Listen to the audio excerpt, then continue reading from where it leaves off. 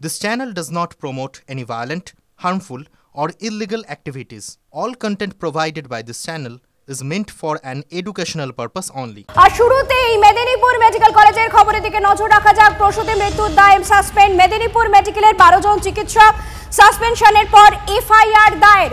পূর্ণ কর্মবিরতি ঘোষণা করেও পিছু হটলেন জুনিয়র ডাক্তাররা। জরুরি বিভাগ চালু রেখে আংশিক কর্মবিরতিতে ডাক্তাররা। রূপরেখা ঠিক করতে কিছুক্ষণের মধ্যেই বৈঠক। কলকাতা থেকে মেদিনীপুরে যাচ্ছেন জুনিয়র ডাক্তারদের একটি প্রতিনিধি দল। WBJDF এর সঙ্গে বৈঠকের পরে চূড়ান্ত সিদ্ধান্ত নেওয়া হবে জানিয়েছেন মেদিনীপুর মেডিকেলের জুনিয়র ডাক্তাররা। প্রসূতি মৃত্যুর দায়ে সাসপেন্ড মেদিনীপুর মেডিকেলের 12 জন চিকিৎসক। সাসপেনশনের পর এফআইআর দায়ের হয়েছে। পূর্ণ কর্মবিরতি ঘোষণা করেও পিছু হটেছেন জুনিয়র ডাক্তাররা। জরুরি বিভাগ চালু রেখে আংশিক কর্মবিরতিতে ডাক্তাররা।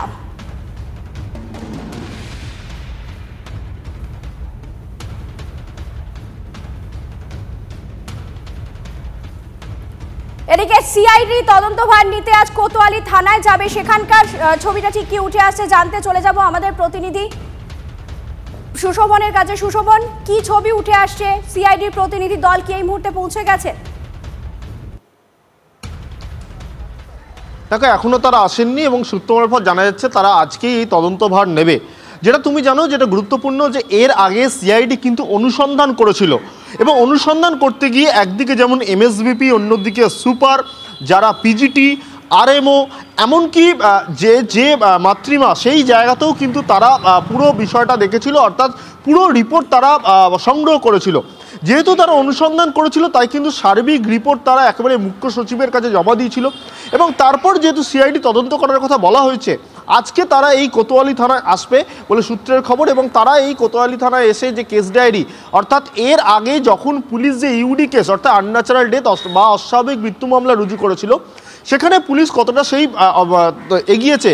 এবং তারপর তুমি জানো যে গতকাল কিন্তু একটা এফআইআর হয়েছে যেখানে কিন্তু যে ডাক্তারদের নাম রয়েছে, অর্থাৎ সিআইডি কিন্তু এবার তদন্ত ভার নিয়ে মূলত তাদের যে প্রক্রিয়া, অর্থাৎ যাদের নাম করেছে, একটু বিস্তারিত বলো, একটু বিষয়টা বুঝিয়ে বলো। দেখো, যে স্বাস্থ্য দপ্তর, জেলা স্বাস্থ্য থেকেই মূলত এফআইআর হয়েছে এবং তারপরে কিন্তু এই তদন্ত এখনো পর্যন্ত কোতোয়ালি থানায় রয়েছে। গতকালই অভিযোগ হয়েছে এবং অভিযোগের পর সেটা এফআইআর হয়েছে এবং এফআইআর পর আজকে কিন্তু সিআইডি সেই এফআইআর নেবে, অর্থাৎ এই কেস হ্যান্ডওভার হয়ে যাওয়ার পরই কিন্তু পরবর্তীকালে যেটা সূত্র জানা যাচ্ছে যে একদিকে তারা যেমন একদিকে অনুসন্ধান করবেন, যাদের বিরুদ্ধে অভিযোগ তাদের জিজ্ঞাসা করবেন, ঠিক একইভাবে যে স্যালাইনের কথা বারবার বলা হচ্ছে, সেই যে স্যালাইন ব্যবহার হয়েছিল অর্থাৎ স্টোর রুমে যেগুলো ছিল সেগুলো গুণগত মান কতটা ঠিকঠাক আছে এবং সেগুলো কতটা ঠিক ছিল সেই মুহূর্তে, এটা যেমন জানা হবে। তদন্তের স্বার্থে পুলিশ সূত্রে জানতে পারছি যে একেবারে যেখানে এটা ম্যানুফ্যাকচার হতো সেখানেও কিন্তু যাওয়া হতে পারে এবং সেখানে কিন্তু আমাদের অপর প্রতিনিধি দেবব্রত এই মুহূর্তে মেদিনীপুর মেডিকেলের সামনে থেকে রয়েছেন। সেখানকার ছবিটা ঠিক কি উঠে আসছে জানতে চলে যাব দেবব্রতর কাছে। দেবব্রত, আমরা ইতিমধ্যেই জেনে গেছি যে 12 জনকে সাসপেন্ড করা হয়েছে। ইতিমধ্যেই নবান্নের তরফ থেকে সেই পদক্ষেপ করা হয়েছে, কিন্তু স্যালাইন বিতর্ক তো তার জন্য পিছু ছাড়ছে না। তো স্যালাইনের গুণমান, সেই বিষয়টা কেমন ছিল, স্যালাইনে মৃত্যুর জন্য দায়ী কিনা, এই গোটা বিষয়টা নিয়েও কি সিআইডি তদন্ত করে দেখবে, সেরকম কোনো তথ্য সামনে আসছে? দেখো, পুরো বিষয়টাই নিয়ে ইতিমধ্যে কিন্তু তদন্ত শুরু হয়েছে। একটা নির্দিষ্ট কতকগুলি ধারা দিয়ে ইতিমধ্যে স্বাস্থ্য দপ্তরের যে নির্দেশ ছিল সেই নির্দেশ অনুযায়ী কিন্তু কোতোয়ালি থানায় অভিযোগ দায়ের করেছে স্বাস্থ্য দপ্তর। জেলা স্বাস্থ্য দপ্তরের পক্ষে ডেপুটি সিএমএইচ তিনি কিন্তু অভিযোগ দায়ের করেছেন বলে আমরা পুলিশ সূত্র মারফত জানতে পারছি যে, এবং তার ফলে সেই অনুযায়ী কিন্তু কাজ হবে বা সিআইডি যে তদন্ত, সেই কিন্তু তদন্ত শুরু করবে। একদিকে যেমন তদন্ত শুরু হবে, ঠিক প্যারালাল ওয়েতে যেমন একদিকে ছিল ডাক্তারদের আন্দোলন, সব মিলিয়ে কিন্তু ডাক্তারদের আন্দোলনও কিন্তু এখনও সেভাবে কিন্তু কোথাও দেখা যাচ্ছে না। কেননা আমরা যে মাতৃমা মেডিকেল কলেজের সামনে, মাতৃমার সামনে দাঁড়িয়ে রয়েছে, আমার সহকর্মীকে বলবো দেখাতে যে মাতৃমার সামনে কিন্তু এখনো ভিড় মানুষের রয়েছে যারা এখানে চিকিৎসা করাতে এসছেন, তারা চিকিৎসা করাচ্ছেন। আমরা যে দু একজনের সাথে কথা বলার চেষ্টা করি, তারা চিকিৎসা করাতে এসছেন, চিকিৎসা কি পাচ্ছেন? এই যে কোথাও যেন মনে হচ্ছিল যে ডাক্তারদের আন্দোলন, ডাক্তারদের সাসপেন্ড, তারপরে চিকিৎসা পরিষেবা ব্যাহত হবে, সেরকম কি কোনো অসুবিধা হচ্ছে? আপাতত এখন অবধি হচ্ছে না। গাইনিক ওয়ার্ডেই তো ভর্তি হয়ে, এটা প্রসূতি বিভাগে চিকিৎসা তো চলছে। আপনিও কি চিকিৎসা করাতে এসেছেন?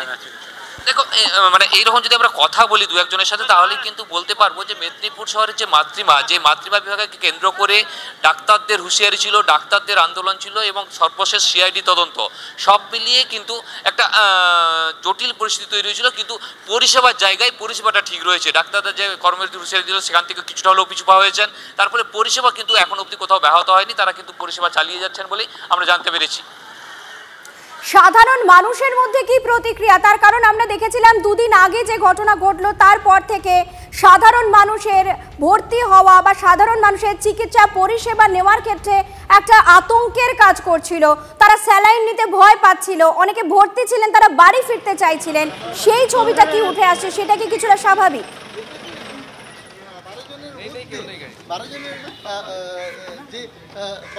স্বাভাবিক, কেননা মেদিনীপুর মেডিকেল কলেজ হাসপাতালে ডাক্তারদের পক্ষ থেকে বা হাসপাতাল কর্তৃপক্ষ পরিষ্কার জানিয়ে দিয়েছিল যে স্যালাইনের নিয়ে ত্রুটিযুক্ত স্যালাইন নিয়ে বিতর্ক তৈরি হয়েছিল সেই স্যালাইন কিন্তু হাসপাতাল থেকে দেওয়া হচ্ছে না।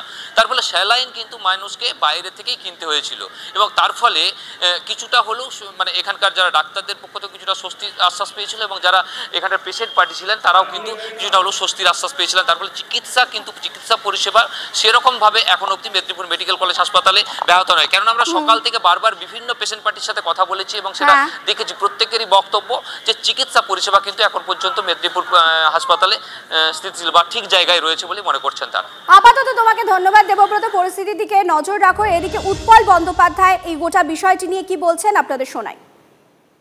ব্যক্তিগতভাবে বলুন বা সাংগঠনিকভাবে বলুন, কর্মবিরতি চিকিৎসকরা একেবারেই মানে যখন আর কোথাও কোনো উপায় থাকে না তখনই মাঝে মাঝে বেছে নেন। এটা একেবারেই কোনো কারখানায় যেভাবে যে কোনো সময় বা অন্য জায়গায় যেভাবে কর্মবিরতি হয়, চিকিৎসকরা কর্মবিরতি করাটাকেও তারা মনে করেন যে এটা তারা নিজেদের প্রতি অবিচার করছেন।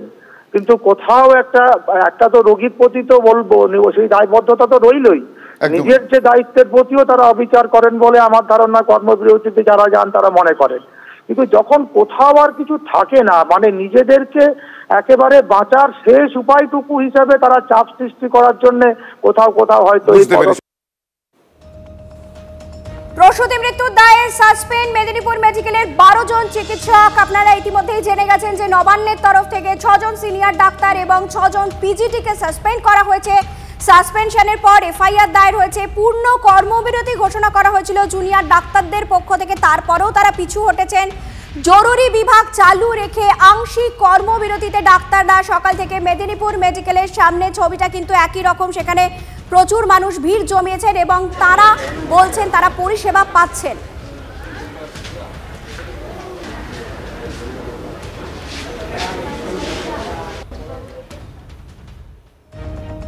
এদিকে সাসপেন্ডেড চিকিৎসক দিলীপ পালকে ঘিরে চাঞ্চল্যকর তথ্য। মেদিনীপুরে প্রসূতি মৃত্যুতে অন্যতম অভিযুক্ত দিলীপ পাল। হাসপাতালে ডিউটির সময় নার্সিংহোমে প্র্যাকটিসের অভিযোগ দীর্ঘদিন ধরেই এই বেনিয়ম তিনি চালিয়ে যাচ্ছিলেন। স্বাস্থ্যসাথীর তথ্য থেকে দিলীপের বিরুদ্ধে মিলেছে প্রমাণ। নার্সিংহোমে হানা দিয়ে তথ্য সংগ্রহ করেছেন সিআইডি কর্তারা। ওটির বাইরে সিসি ক্যামেরা না থাকা নিয়েও চাঞ্চল্যকর অভিযোগ উঠছে। চিকিৎসকদের বাধাতেই বসানো যায়নি সিসি ক্যামেরা। চলে যাব, আমাদের সঙ্গে রয়েছেন আমাদের প্রতিনিধি সৌরভ দত্তের কাছে। সৌরভ, এই দিলীপ পালকে ঘিরে যে একাধিক চাঞ্চল্যকর তথ্য সামনে আসছে, এই তোমার কাছে আর কি তথ্য রয়েছে? চয়নিকা, দেখো দিলীপ পাল সম্পর্কিত যে তথ্য উঠে আসছে আর কেন মেদিনীপুর মেডিকেল কলেজের পিজিটিরা কর্মবিরতি ঘোষণা করেও এখনো পর্যন্ত সেই কর্মবিরতির পথে হাঁটতে নিমরাজি, তার সঙ্গে একটা যোগসূত্র রয়েছে।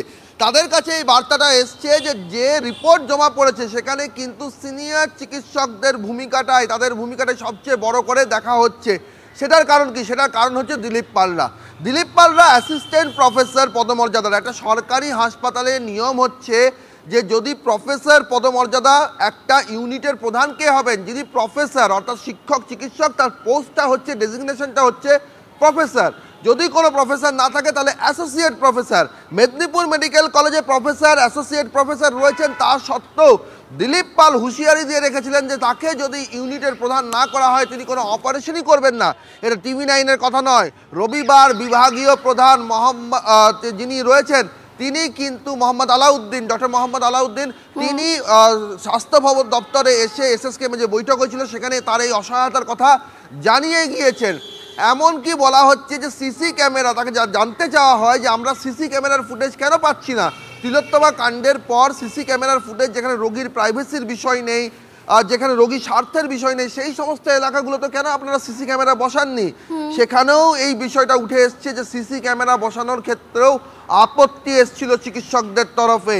এই সমস্ত চাঞ্চল্যকর যে তথ্য, এই সমস্ত তথ্যের ভিত্তিতেই পিজিটিরাও মনে করছেন যে যদি স্বাস্থ্য ভবন কোনো ব্যবস্থা নেয়, কারণ এখন স্বাস্থ্য ভবনে করণীয় কি, সাসপেনশন জারি হয়ে গিয়েছে, সাসপেনশনের পর প্রত্যেকের কাছ থেকে শোকজ করা হবে, তাদের বক্তব্য জানতে চাওয়া হবে, সকলে নিজের নিজের বক্তব্য জানাবেন।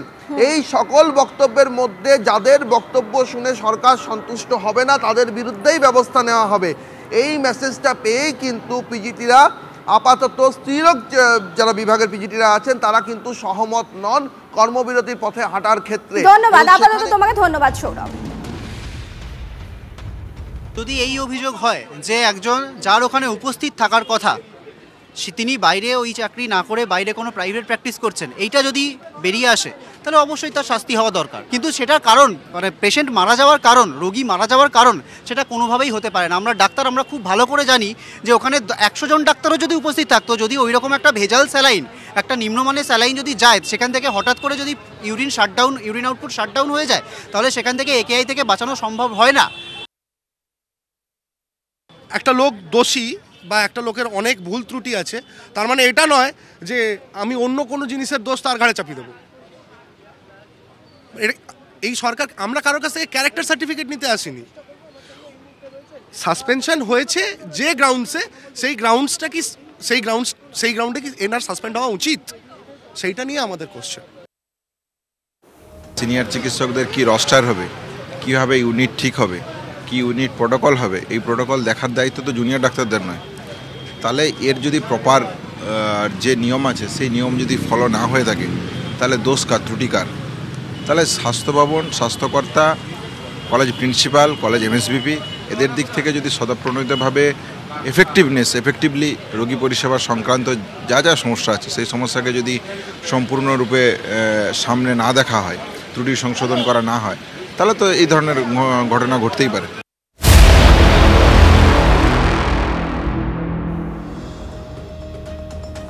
গতকাল থেকে একেবারে আলোড়ন পড়ে গেছে গোটা দেশ জুড়ে সৈফ আলী খানের ওপর হামলার ঘটনার পর। আপনাদের সামনে আমরা যে ছবি এই মুহূর্তে তুলে ধরছি, সিসিটিভি একটি ফুটেজ। দেখুন, একজন ব্যক্তি ছিপছিপে চেহারা, মাঝ বয়সী, পিঠে ব্যাকপ্যাক এবং একেবারে ভয়ার্ত চোখে সে সিসিটিভির দিকে তাকাচ্ছে এবং তারপর সে বেরিয়ে যাচ্ছে। এই যে সিঁড়িটা দেখছেন, এই সিঁড়িটা হচ্ছে ফায়ার এক্সিট এবং এই ব্যক্তি নাকি 1 ঘন্টা সৈফ আলী খানের বাড়ির ভেতরে ছিলেন। দেখুন, ঢোকার ছবি আপনাদের দেখাচ্ছি, মাথায় গামছা, পিঠে একটা ব্যাগ রয়েছে, একদম সন্তর্পণে সিঁড়ি বেয়ে সে ওপরে উঠে যাচ্ছে। ভাবুন, হাই সিকিউরিটি জোন, বায়োমেট্রিক দিয়ে সৈফ আলী খানের বাড়িতে ঢুকতে হয়, এত নিরাপত্তার বজওয়াটুনি, তারপর এই ব্যক্তি ঢুকে গেলেন ফায়ার এক্সিট দিয়ে এবং তারপরে 1 ঘন্টা কাটালেন সৈফ আলী খানের বাড়িতে। অবশেষে সৈফ আলী খান আক্রান্ত হলেন। দুটো ছবি একসঙ্গে আপনারা দেখতে পাচ্ছেন, একদিকে দেখুন সিঁড়ি বেয়ে উঠছে ওই ব্যক্তি, ওই আততায়ী, অন্য দিক থেকে আপনারা যে ছবি দেখছেন নেমে আসছে।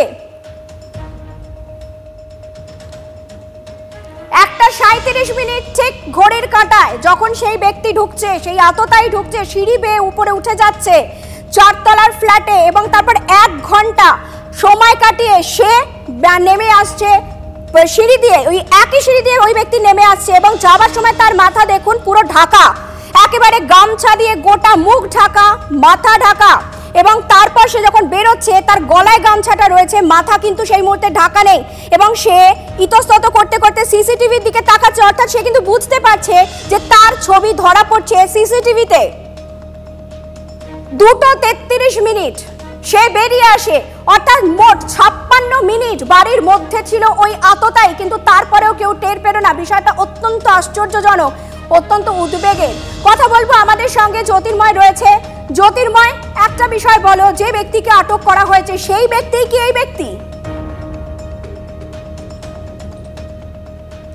দেখো এখনো পর্যন্ত সেই বিষয়টি কিন্তু মনে করা হচ্ছে, তার কারণ যে সিসিটিভি ফুটেজ আমরা দেখতে পাচ্ছি সেখানে যে চেহারার আদল দেখা যাচ্ছে এবং তাকে যখন বান্দ্রা পুলিশ স্টেশনে ঢোকানো হচ্ছে তখনও যে সাইড ফেস দেখা যাচ্ছে, যে আদল দেখা যাচ্ছে, তাতে মনে হচ্ছে এই ব্যক্তি সেই ব্যক্তি, অর্থাৎ একই হাইট, একই চেহারার আদল। পুলিশের তরফ থেকে এখনো পর্যন্ত এই বিষয়ে কোনো কনফার্মেশন দেওয়া হয়নি, কিন্তু যে সিসিটিভি ফুটেজ নতুন করে আমাদের সামনে এসছে তাতে আরও কয়েকটি গুরুত্বপূর্ণ চাঞ্চল্যকর প্রশ্ন আমাদের সামনে এই মুহূর্তে উঠে আসছে। তা হচ্ছে 1:37 এই ব্যক্তি ভেতরে ঢুকলেন এবং তুমি ঠিক যেমনটা জানালে সেই সময় তার মুখ সম্পূর্ণভাবে ঢাকা রয়েছে। 2:33 সে বেরিয়ে আসছে, অর্থাৎ প্রায় 50 মিনিটের বেশি সময় সে ভেতরে ছিলেন। এবার ভেতরে কি ঘটেছে তার পুঙ্খানুপুঙ্খ বিবরণ এফআইআরে রয়েছে। সেই এফআইআরে যে কথা উল্লেখ করা হয়েছে তাতে বলা হচ্ছে যে জাহাঙ্গীর অর্থাৎ শাহরুখ খানের ছেলে তার ঘরে এই ন্যানি ঘুমোচ্ছিলেন, পরিচারিকা তিনি ঘুমোচ্ছিলেন, তিনি আওয়াজ শুনতে পান এবং তিনি আওয়াজ শুনতে পেয়ে যখন তিনি দেখেন তখন দেখেন যে পাশের একটি ঘর বা বাথরুমের ভেতরে একটি ছায়ামূর্তি তিনি দেখতে পাচ্ছেন, যে মাথায় একটি টুপি বা পড়ছে বা মাথায় একটা কিছু সে পড়ছে, সেটা গামছা হতে পারে, সেটা মাফলার হতে পারে বা টুপি হতে পারে। এবং সেই সময় সে বিছানা থেকে উঠে যায় এবং সে ডাকে যে ভেতর ওখানে কে রয়েছে। তখন এই ব্যক্তি বেরিয়ে আসে, হাতে ছুরি নিয়ে বেরিয়ে আসে এবং সে বলে যে কোনো রকম আওয়াজ না করতে, তাহলে তাকে আক্রমণ করা হবে। কিন্তু এ ভয় পেয়ে যখন তিনি চিৎকার করেন তখন পাশের পরিচারকরাও ছুটে আসেন, সাইফ আলী খান নিজে ছুটে আসেন। এই ঘটনাক্রমটা কিন্তু দীর্ঘক্ষণ সময়, যখন সাইফ আলী খান এসছেন তার সঙ্গে করিনা কাপুরও এসছেন, এফআইআর উল্লেখ করা হয়েছে, এর পাশাপাশি আরও কয়েকজন পরিচারক ছুটে এসছেন। এতজনের মধ্যে ধস্তাধস্তি হলো, তার মধ্যে সাইফ আলী খানকে 6 বার তিনি ছুরির আঘাত করলেন এবং যখন সকলে এসে গিয়েছে অর্থাৎ ধরা পড়ার ভয় রয়েছে তখন এই ব্যক্তি সঙ্গে সঙ্গে পালিয়ে যাওয়ার চেষ্টা না করে সাইফ আলী খানকে দেখা মাত্র তার উপরে ঝাঁপিয়ে পড়লেন এবং তিনি ছুরি মারতে শুরু করলেন। এই জায়গাতে এই মুহূর্তে সাইফ আলী খানের শারীরিক অবস্থা কেমন তা জানার জন্য গোটা দেশ মুখিয়ে রয়েছে। লীলাবতী হাসপাতালে এই মুহূর্তে চিকিৎসাধীন রয়েছেন সাইফ আলী খান। আজ লীলাবতী হাসপাতালের তরফে একটি মেডিকেল বুলেটিন প্রকাশ করা হয়েছে এবং তার শারীরিক অবস্থা সম্পর্কে তথ্য তুলে ধরা হয়েছে, আপনাদের শোনাই। सैफ अली साहब का जब हॉस्पिटल आए थे तो मैं वो डॉक्टर था जो उनको फर्स्ट आवर में मिला हूँ। पूरा उनका उसमें ब्लड था, but he walked in like a lion and only with his small child, that is 6-7 साल का उनका जो लड़का है, तैमूर है शायद उसका नाम, हाँ, उसके साथ वॉक इन किए हैं with so much of this. He is a real hero that way. फिल्मों में हीरोगिरी करना वो सब ठीक है, बट ये घर में आपके ऊपर कोई अटैक हो रहा है एंड आप as a hero you have actually acted and you have come out with such a thing. গত পরশু গভীর রাতে সাইফ আলী খানের ওপর এই হামলার ঘটনা গোটা দেশকে নাড়িয়ে দিয়েছে এবং তার মধ্যে কিন্তু আরো বেশ কিছু চাঞ্চল্যকর তথ্য সামনে আসছে। সাইফের ওপর হামলাকারী নিশানায় নাকি শাহরুখ খানও ছিলেন। সাইফের বাড়িতে হামলার আগে শাহরুখের বাড়িতে রেকি করে সেই আততায়ী 2 দিন আগে শাহরুখের বাড়ি মান্নাতের বাইরে রেকি করে অভিযুক্ত। তবে কি হামলাকারী নিশানায় ছিলেন কিং খানও? সেই প্রশ্ন উঠতে শুরু করেছে। আরো একবার চলে যাব আমাদের প্রতিনিধি জ্যোতির্ময় কর্মকারের কাছে। জ্যোতির্ময়, কিং খান তিনিও কি তার মানে তার নিশানায় ছিল? দেখো এই প্রশ্নটা বারবার ধরে উঠে আসছে, তার কারণ মুম্বাই পুলিশ গতকাল তদন্তের আগেই তারা একটা সার্টিফিকেট দিয়ে দিয়েছে যে এই ব্যক্তির নেপথ্যে কোনো রকম গ্যাং অথবা কোনো সন্ত্রাসবাদী সংগঠনের হাত নেই, নিছক ডাকাতি বা চুরির চেষ্টা।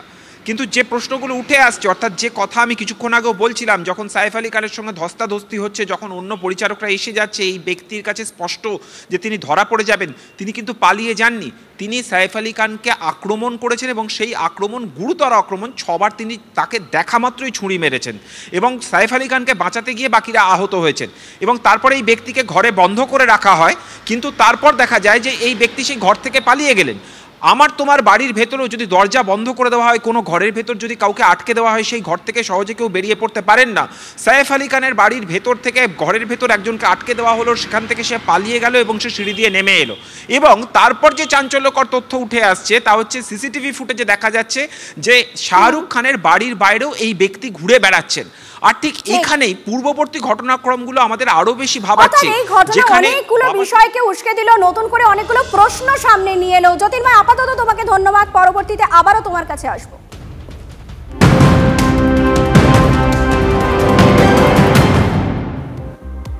চটজলদি চোখ রাখা যাক আরো কিছু গুরুত্বপূর্ণ খবরে। উত্তর দিনাজপুর গুলিকাণ্ডে নতুন মোড় সাজ্জাককে অস্ত্র দিয়েছিল বাংলাদেশের আব্দুল। তার বাড়ি বাংলাদেশের ঠাকুরগাঁও জেলায়। দাবি সরকারি আইনজীবী 2019-এ আগ্নেয়াস্ত্র সহ আব্দুলকে গ্রেফতার করে পুলিশ। 4 বছর জেল খাটার পর আব্দুলকে পুশব্যাকের নির্দেশ দেয় আদালত। 8 মাস পর ফের ভারতে আব্দুল। তবে কি ভারতেই বাংলাদেশ ফেরত পাঠানো হয়নি?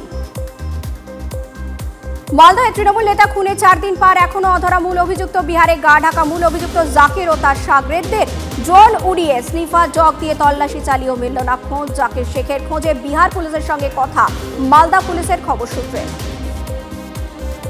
দীর্ঘদিন বেহাল রাস্তা গর্তে পড়ে দুর্ঘটনা হচ্ছে বিস্তর। বারবার বলেও কাজের কাজ কিছুই হয়নি বলে অভিযোগ। ধূপগুড়িতে তৃণমূলের অঞ্চল সভাপতিকে ঘিরে বিক্ষোভ, ধাক্কাধাক্কি উত্তেজিত জনতার। রাস্তার ওপর তৈরি বাঁশের সাঁকোয় আগুন, পুলিশকে ঘিরে বিক্ষোভ এলাকাবাসী।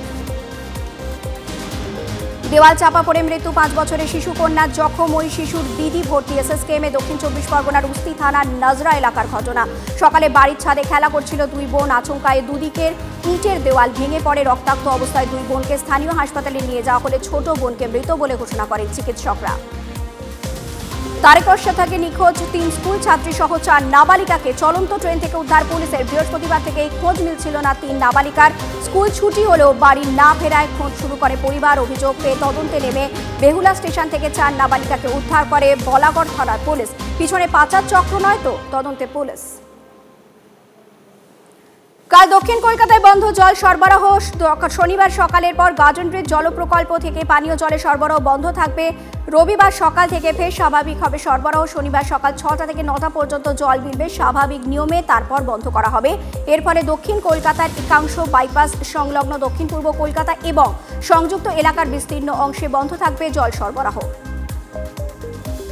পুরুলিয়ায় বাঘ ধরতে গিয়ে নাজেহাল বন দফতর। পুরুলিয়ার রাহামদা গ্রামে জাল দিয়ে ঘেরা হলো জঙ্গল। ভাড়ারি পাহাড়ে গতকাল 3 গরুর দেহাংশ উদ্ধার হয়। বন দফতরের দাবি বাঘ নয়, অন্য হিংস্র পশুর শিকার হয়েছে 3 গরু। বাঘের আতঙ্কে ঘুম উড়েছে রাহামদা গ্রামের বাসিন্দাদের।